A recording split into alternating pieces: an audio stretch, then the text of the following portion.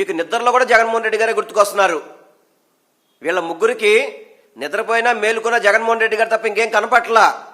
ఎందుకంటే వీళ్ళు చేట భారతం అంతా మేనిఫెస్టో వేశారు, అది అమలు చేసే పరిస్థితి లేదు. సూపర్ 6 అమలు చేసే పరిస్థితి లేదు. అభివృద్ధి అనేది కనపట్లేదు. అమరావతిలో రైతులు కూడా ఎదురు తిరిగారు ఈరోజు.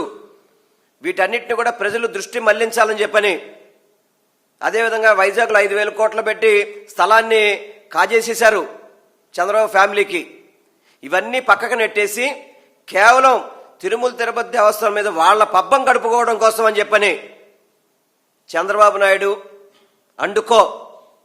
నేను ఒక్కటైతే చెప్తున్నాను, ఇప్పటికైనా కానీ చేసిన తప్పుకి పశ్చాత్తాపం పడండి. నేను పొరపాటు చేశాము. ముగ్గురు కూడా, ఇలా ముగ్గురు ఎవరైతే ఈ ముగ్గురు ఉన్నారో, చంద్రబాబు, పవన్ కళ్యాణ్, నారా లోకేష్, కూటమి నాయకులందరూ కూడా, ముగ్గురు కూడా తిరుమల తిరుపతి దేవస్థానానికి వెళ్ళి కాళీ నడక మీద కొండ మీదకి వెళ్ళి గుండు కొట్టించుకొని మొక్కాళ్ళ మీద వెంకటేశ్వర స్వామిని మొక్కోండి, అయ్యా తప్పు చేశాము మమ్మల్ని క్షమించయ్యా అని చెప్పని.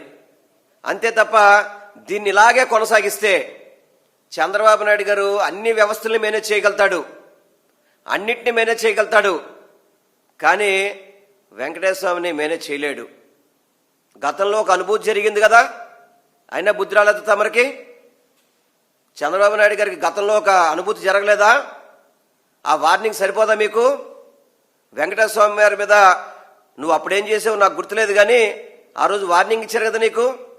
అయినా కానీ వెంకటేశ్వర స్వామి మీద ఏంటి ఈ యొక్క కక్ష ఏంటి నాకు అర్థం కావట్లేదు.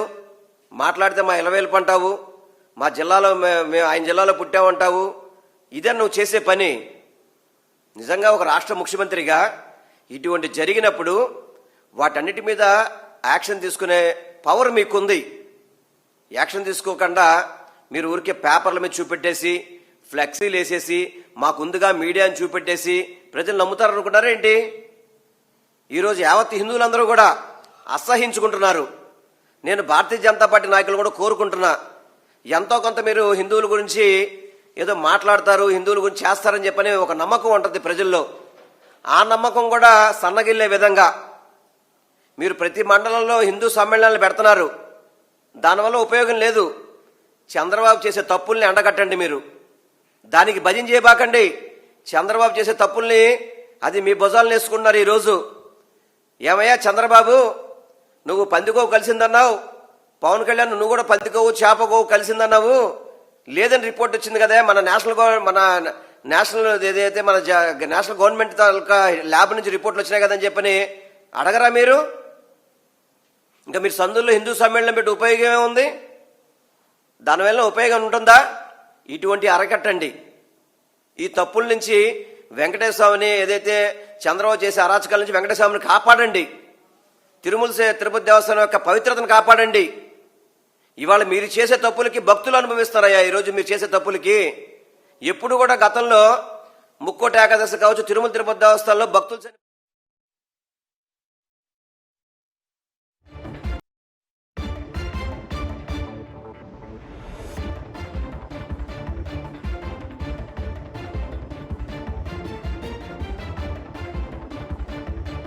కనబడుతున్నాయి, మద్యం సీసాలు కనబడుతున్నాయి.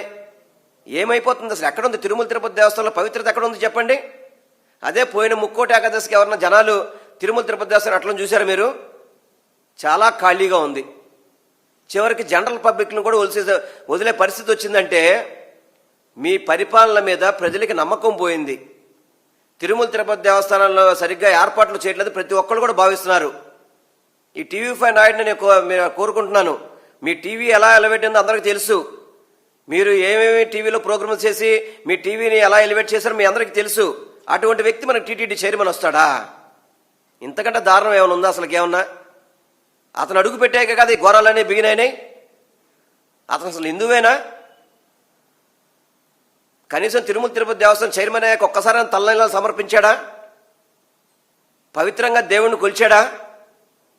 కొండ మీద కూర్చొని రాజకీయాలు మాట్లాడితే ఏమి అసలు ఏం జరుగుతుంది అసలు అక్కడ? చాలా బాధగా ఉంది.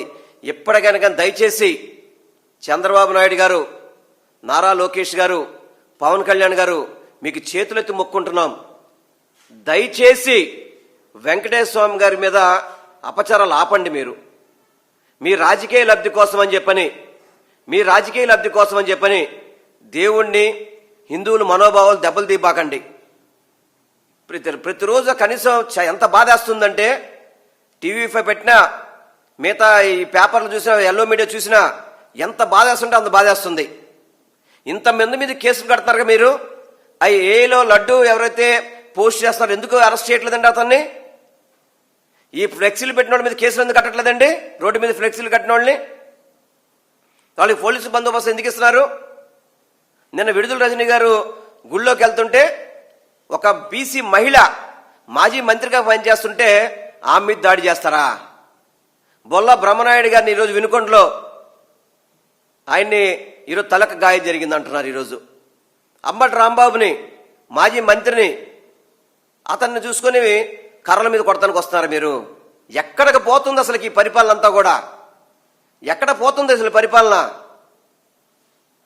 నాకు తెలిసి చంద్రబాబు నాయుడు గారు హిందువుల మీద కక్ష కట్టాడు. హిందూ వ్యతిరేకంగా పరిపాలన చేస్తున్నాడు. హిందువులు ద్రోహిగా చరిత్రలో మిగిలిపోయే వ్యక్తులు ఎవరంటే చంద్రబాబు, పవన్ కళ్యాణ్. ఇద్దరు కూడా హిందూ ద్రోహులే. సమస్యలే దాంట్లో. మీకు దేవదేవుడు వెంకటేశ్వర స్వామి తప్పకుండా శిక్షిస్తాడు. మీరు ఎక్కడ తప్పించుకున్నా కానీ, మీరు వ్యవస్థలు మేనేజ్ చేసినా కానీ దేవదేవుడు పెట్టే శిక్షలకి అనుభవించక తప్పదు అని చెప్పని మీ ద్వారా నేను తెలియపరచుకుంటున్నాను.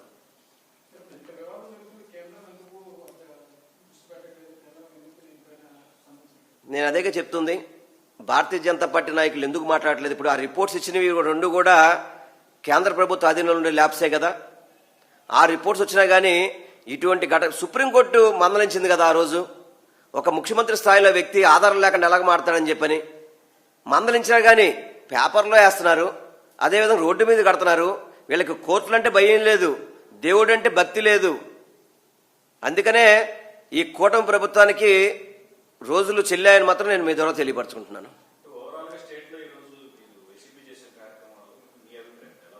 సార్, ఒకటి, ఈరోజు వైసీపీ వాళ్ళు పిలిపియడమే జరిగింది. కానీ ఎంతమంది పబ్లిక్ వచ్చారో అర్థమైంది. ఈరోజు ప్రతి ఒక్కళ్ళు ఒక గంట ముందు చెప్తేనే ప్రతి చోట కూడా వందల మంది, వేల మంది రావడం జరిగింది. ఎందుకంటే ప్రతి ఒక్కళ్ళు కూడా ఆవేదన చెందుతారు. ఈరోజు హిందువులు అనే వాళ్ళందరూ ప్రతి ఒక్కళ్ళు ఆవేదన చెందుతున్నారు. వెంకటేశ్వర స్వామి మీద, వారి ప్రసాదం మీద అంత కక్ష కట్టుకుని కూటమి ప్రభుత్వం దాడులు చేస్తుంది అని చెప్పారు. ఎందుకంటే మీరు కూడా ఒకసారి చూసుకోండి కావాలంటే, తిరుపతి లడ్డు ఎక్కడి నుంచి వచ్చినా కానీ, ఎవరు తీసుకొచ్చినా కానీ ప్రతి ఒక్కళ్ళు కూడా కాళ్ళకి చెప్పులు తీసేసి కళ్ళకు అద్దుకొని తింటాం తిరుపతి ప్రసాదం అంటే. అటువంటి ప్రసాదాన్ని అవమానిస్తున్నారు. ఈరోజు గుళ్ళల్లో అర్చకులు కూడా సరే ఇంత దారుణం ఏంటి సార్ ఇది అని చెప్పని అర్చకులు కూడా ఈరోజు ఆవేదన పడే పరిస్థితి. ఆవేదన అర్థం చేసుకొని వీళ్ళు మారాలని మాత్రం మీ ద్వారా కోరుకుంటున్నాను.